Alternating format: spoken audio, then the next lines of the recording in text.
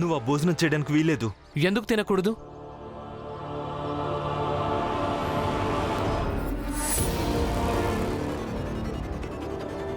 ఎందుకు తినకూడదు ఆనందన్నయ్య? అది తన ఇష్టం కదా. లేదు, నువ్వు నోరు మూసుకో. నేను లక్ష్మితో మాట్లాడుతున్నాను కదా. నువ్వేం చేస్తున్నావు? మీకు కనిపించడం లేదా? నేను భోజనం చేయడానికి వెళ్తున్నాను. కనిపిస్తూనే ఉంది, బాగా కనిపిస్తుంది. కానీ లక్ష్మి, నీకు కూడా కనిపించడం మంచిది.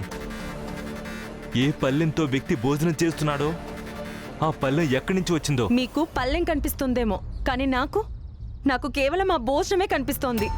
నేను అది తిని ఎన్ని సంవత్సరాలైందో కూడా తెలీదు. అలాగే నాకు తెలుసు, నేను ఈ ఇంట్లో ఉన్నంత వరకు నాకు ఇలాంటి భోజనం రాసి పెట్టుండదని. అందుకే నేను ఇది తింటాను.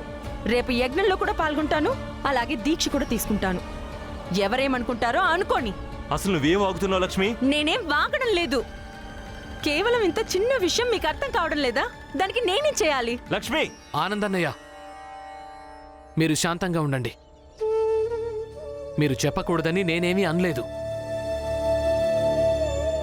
కానీ ఒకవేళ వదనకు తను ఏం చెయ్యబోతోందో అది సరైందేనని తనకు అనిపిస్తుంటే వదిలేయొచ్చు కదా. భీమ్, నువ్వు నోర్మోయ్.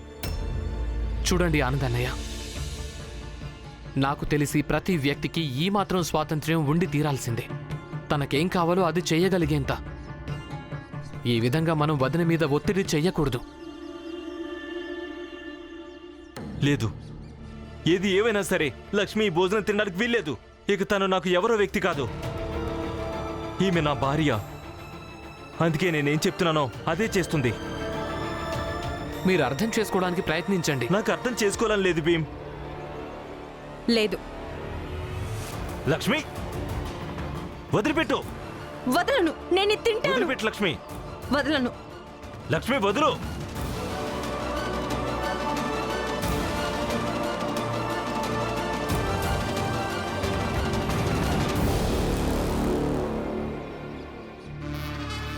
ఒక విషయం చెప్పు. మేము అందరికీ మంచి మంచి భోజనం పెడుతున్నాం కదా. నేను రేపు ఏ యజ్ఞం చేస్తానో వాళ్లకు కొత్త కొత్త బట్టలు ఇస్తాను. అలాగే ఈరోజు నువ్వు అందరికీ ఏ ప్రసాదం పంచుతావో, ఏ మిఠాయిలు పంచిపెడతావో దానికి మన డబ్బు ఖర్చవుతుంది. ఇప్పుడు ఆ డబ్బు వెనక్కి ఎలా వస్తుంది? అదే వాళ్లతో పని చేయించుకుంటే, మగాళ్లతో మీరు పని చేయించుకోండి, అలాగే ఆడవాళ్లతో నేను పని చేయించుకుంటాను. దాంతో డబ్బంతా వసూలైపోతుంది. అద్భుతం! మాకు సరైన భార్య దొరికింది. భర్త మనసుని చదివేశావు.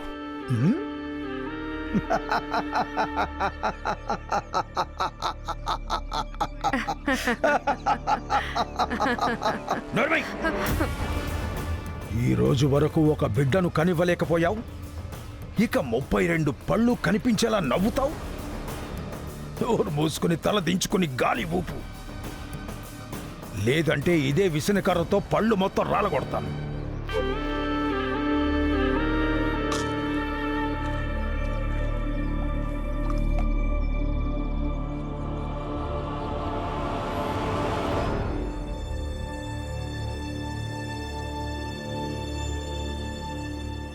వదిలేండి ఆనంద్ బావా, తనకేది ఇష్టమో అదే చేయనివ్వండి. అవును ఆనందన్నయ్య, వదిలేయండి. వదిలేయ్ ఆనంద్, ఎందుకంటే లక్ష్మి కనిపిస్తోంది. అలాంటి భోజనం తనెప్పుడూ చూడలేదని, అలాంటి భోజనం తనకు దొరకదని. అందుకే తన్ని తిన్నివ్వు. ప్రేమ వల్ల తన కడుపు నిండలేదు, అందుకే తనకు రుచికరమైన భోజనం అవసరం అవుతోంది.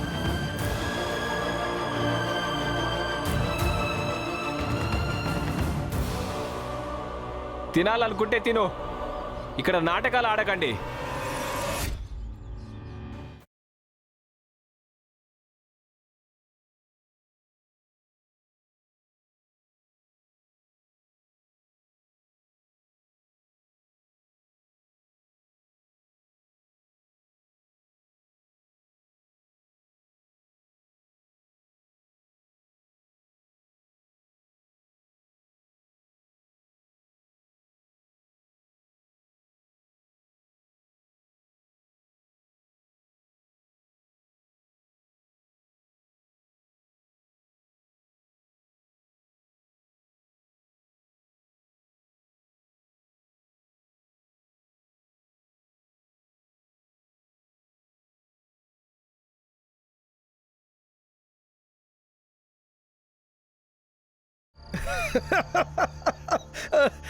ఇది అద్భుతమైన సమాచారం, అద్భుతమైన సమాచారం. భీమ్రావ్ వాళ్ళ వదిన లక్ష్మి నా దగ్గర దీక్ష తీసుకోవాలనుకుంటుందా? చాలు, ఇక మన గెలుపు మొదలైపోయిందనుకోవడానికి నాంది. ఒక్క విషయం చెప్పండి, భీమ్రావ్ వాళ్ళ వదిన మనం పెట్టిన భోజనం తింటున్నప్పుడు భీమ్ కూడా అక్కడే ఉన్నాడా? అక్కడే ఉన్నాడు. వాడు అసలు ఒక్కసారి కూడా వద్దని చెప్పలేదు. అంతేకాదు, వాడి భార్య రమాబాయి కూడా అక్కడే ఉందండి. తను అసలు ఒక్కసారి కూడా వద్దని చెప్పలేదు. నిజానికి భీమ్ ఏం చెప్పాడంటే ప్రతి ఒక్కరికి ఎంచుకునే హక్కు ఉందని.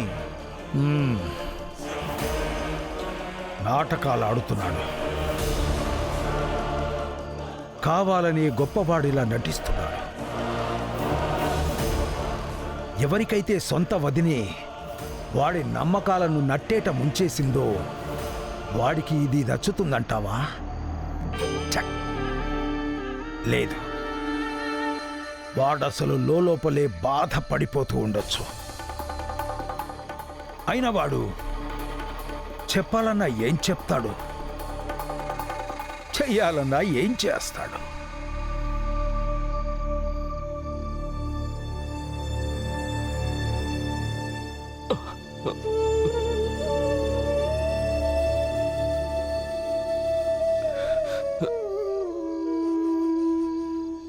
బాగా నొప్పెడుతుంది.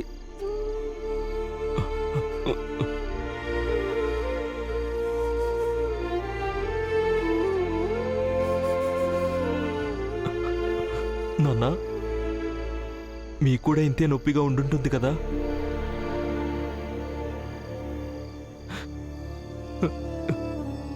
నేను కూడా మీలాగే ఎవరికీ చెప్పను నాన్న. ఎందుకంటే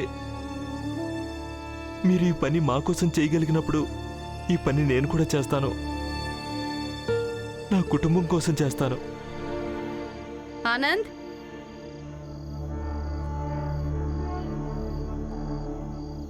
ఏంటమ్మా?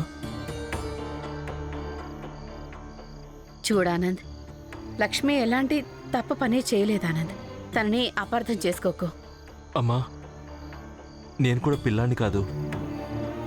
నేను బాగా అర్థం చేసుకోగలను ఎవరిది ఒప్పు, అలాగే ఎవరిది తప్పు. చూడానంద్, భీమ్ తన జీవితంలోనే మొదటిసారి ఒక సరైన మాట చెప్పాడు.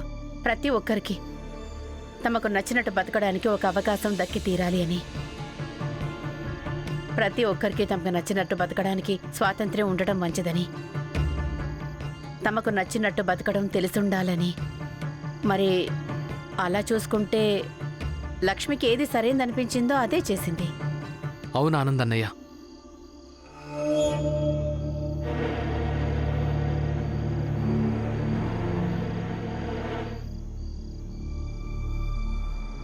నేను కూడా ఈవిడతో ఏకీభవిస్తున్నాను. మీరు ఈ విధంగా నిరాశగా ఉండకూడదన్నయ్య. కానీ నిరాశ చెందాల్సిందే కదా.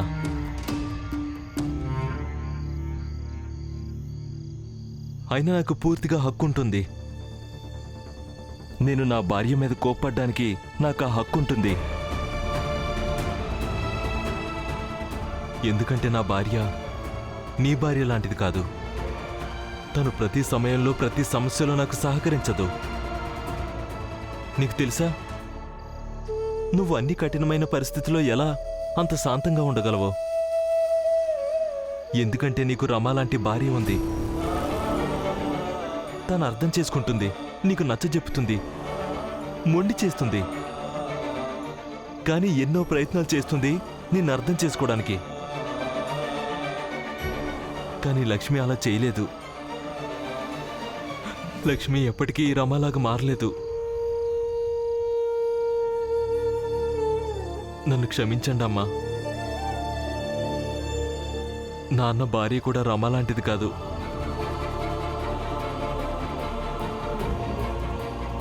అందుకే నిరాశపడుతున్నాను.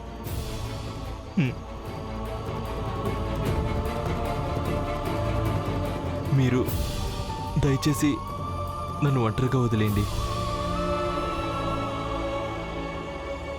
ఇదిగోండి, మనందరి కోసం బట్టలు కూడా వచ్చాయి. అవునన్నా.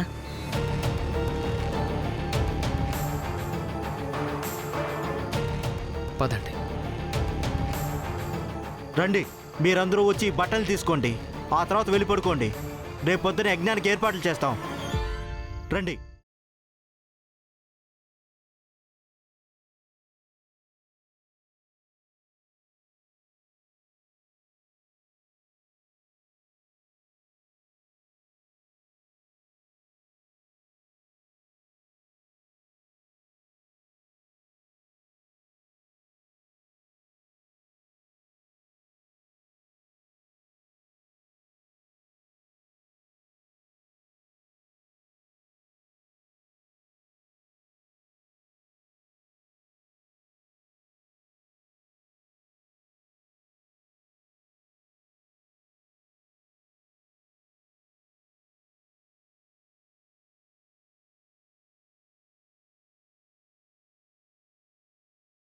సరే అయితే ఇక మీరు అందరూ వెళ్ళండి. ఇక రేపు యజ్ఞానికి స్నానం చేసి ఇవే బట్టలు వేసుకొని రావాలి.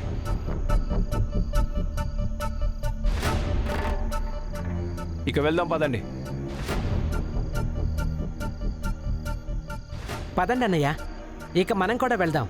యజ్ఞం కోసం పొద్దున త్వరగా లేవాలి కదా.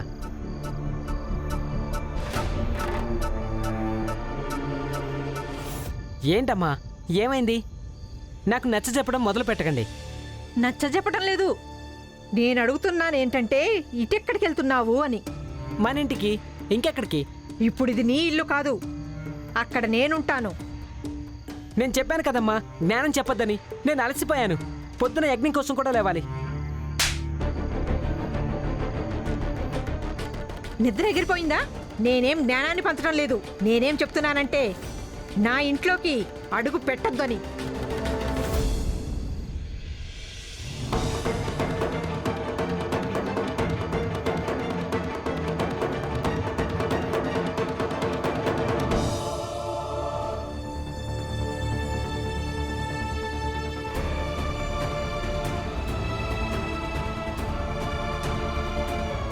ఆనంద్ బావా, లక్ష్మి అక్కను మీరు కోప్పడకండి. ఆనంద్ బావా,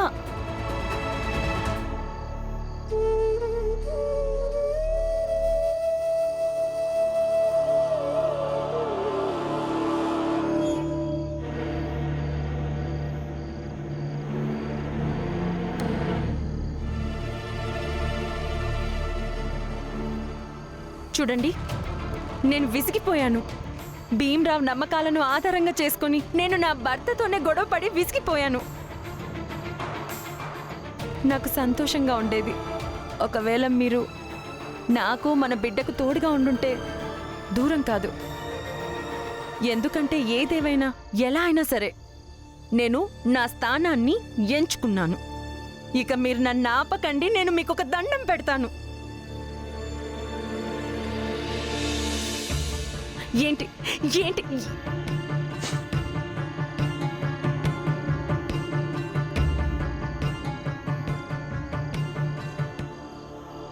ఈ చీర నీకు సరిగ్గా ఒక నల్లటి మచ్చలాగా ఉంది.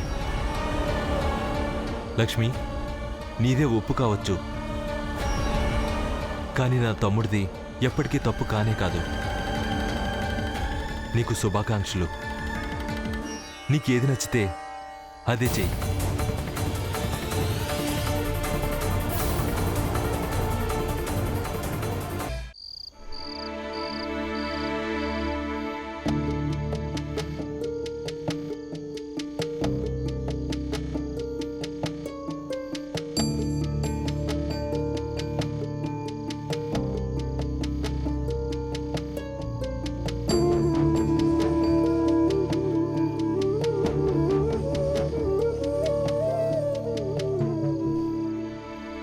అయితే ఒక పని చేయి.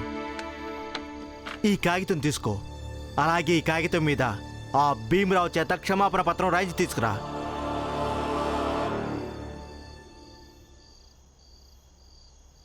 మీ నుంచి ఒక సహాయం కావాలి. ఏంటది?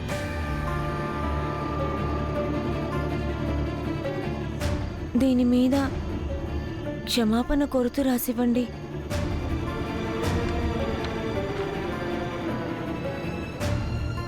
ఎలాంటి క్షమాపణ పత్రం?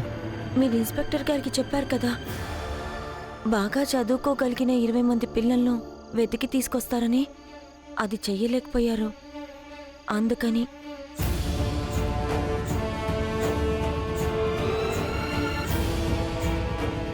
ఆ ఇన్స్పెక్టర్ నీతో చెప్పాడా నా నుంచి ఇలాంటి క్షమాపణ పత్రం రాయించుకుని తీసుకురాని?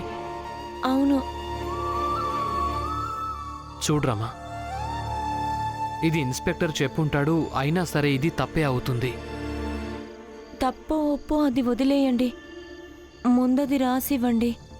నేను రాసివ్వను, ఏ మాత్రం రాసివ్వను. అయినా ఏది సరైందో దానికోసం క్షమాపణ పత్రం రాసివ్వడం ఎందుకు? నేను ఇన్స్పెక్టర్ గారికి 20 మంది పిల్లల్ని తీసుకొస్తానని చెప్పాను. నేను ప్రయత్నించాను, కానీ సఫలం కాలేకపోయాను. అయితే ఏంటి? మీరు ఆ ప్రయత్నం మాత్రం చేయకూడదు. అలాగే అందులో సఫలం కావాల్సిన అవసరం లేదు. మీరు రాసివ్వండి, మిగతావేవి నాకు అవసరం లేదు. నేను రాసివ్వను.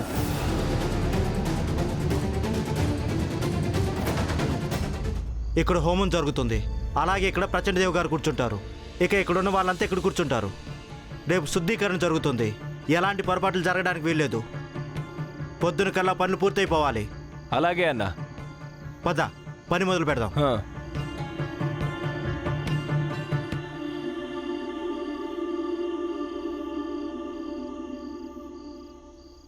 చూడండి, ఇంతకు ముందు కంటే మీకెక్కువ మంది శత్రువులయ్యారు. వాళ్ళు ఇబ్బంది పెట్టడానికి ఒక్క అవకాశాన్ని కూడా వదలట్లేదు. అది చాలక ఇన్స్పెక్టర్ గారిని కూడా ఎందుకు శత్రువుగా చేసుకుంటారు? ఆయన నాకు చెప్పారు, ఆయన రేపు కూడా వస్తాడంట. ఎప్పటిదాకొస్తాడంటే మీరు ఈ కాగితం మీద క్షమాపణ కోరుతూ రాసిచ్చేంత వరకు. చూడ్రామా, నాకు తెలుసు రోజు రోజుకి నా కష్టాలు పెరిగిపోతున్నాయని. కానీ ప్రచండ దేవ్ ఈ ఆట మొత్తం ఎందుకు మొదలు పెట్టాడు అంటే, నాకు అయిన వాళ్ళందరూ వాళ్ళు ఈ రోజు వరకు నాతో గొడవ పడేవాళ్ళు, వాదించేవాళ్ళు. కానీ నాకు తోడుగా అయితే ఉన్నారు. వాళ్ళు నా సుఖదుఖాలు పంచుకునేవాళ్ళు లేదో తెలీదు, కానీ నా చుట్టుపక్కలే ఉండేవాళ్ళు. వాళ్ళు కూడా నాకు దూరం అయిపోవాలని. ఇక ఇలాంటప్పుడు ఒకవేళ నేను ఈ కాగితం మీద క్షమాపణ పత్రం రాసిస్తే గనక దానికి అర్థం ఏమవుతుందంటే రమ్మా, ఏ రోజైతే ఆ ప్రచండ దేవు మన ఇంటికి స్వయంగా వచ్చి ధర్మం పేరుతో అన్నింటికంటే ఎంత చెత్తాట మొదలు పెట్టాడో, అప్పటినుంచి నేను కూడా ఇది అంగీకరించాను అని. నా ఆలోచన, నా మార్గం, నా ధ్యేయం అన్నీ తప్పే అని. ఇక అది ఎప్పటికీ జరగదు. అందుకే ఈ క్షమాపణ పత్రాన్ని నేను ఏమాత్రం నీకు రాసివ్వను. నేను అర్థం చేసుకోగలను, మీరు కూడా అర్థం చేసుకోండి. ఒక శత్రువు మిమ్మల్ని ఇబ్బంది పెడుతున్నాడు, ఇక తనకి మీరు క్షమాపణ పత్రం రాసివ్వడం వల్ల ఇబ్బంది పెట్టడం ఆపేస్తాడు.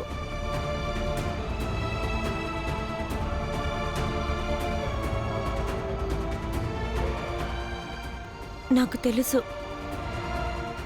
ఈ మధ్య మీ మనసేం బాగోలేదు. మీరు ఎక్కడ మొదలెడతారో అక్కడ నలువైపులా ముళ్ళు పరుస్తున్నారు. ఒక మార్గం ఉంది, దానివల్ల కొన్ని ముళ్ళు తప్పిపోతాయి. అలాగే మీకు కొంత ప్రశాంతత లభిస్తుంది. లేదంటే మీ రెక్కలు ముక్కలైపోతాయి. మీరు గాయపడి ఎంత దూరం అని అలా ప్రయాణం చేస్తారు. నేను చెప్పేది వినండి, నేను మీకు దండం పెడతాను.